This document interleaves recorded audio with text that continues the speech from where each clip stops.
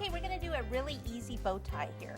We're going to just take a big ball of the green, lime green, and just start to roll it and put like 2 fingers in the middle and roll so that it ends up that both ends are larger.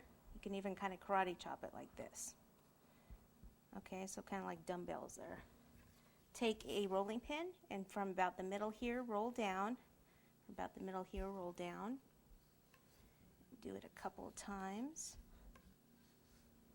Okay, and then we want to cut this end off and this. Okay, pick this up. And then just kind of soften this a little bit. So this is like a bow tie anyone can do. You don't have to, it doesn't have to be too elaborate. And then we'll just take, actually we won't let me do that, we'll just take this and just make some lines this way. And then we'll make some lines this way. So just see, I'm even just using the back of the paintbrush. You don't have to always have special tools. So just draw some lines, push some in here, and that's an instant bow tie there that we can pop right down here.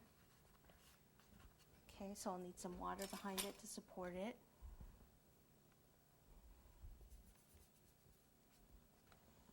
And then we should just put a few dots or, you know, even tiny stars or something on it just to bring down the yellow and the orange. So we'll just start with some orange and just take a ball like this, a little water wherever you want it to be. How about right over that little piece of black that's on there? You might have to support it from behind. And yes, you can put the dots on before you put it on there.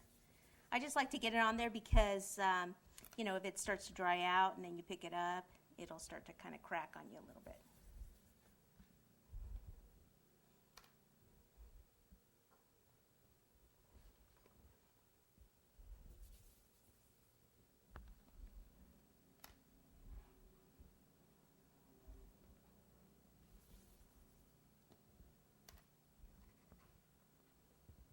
And you can use buttercream for some of this if you'd like also.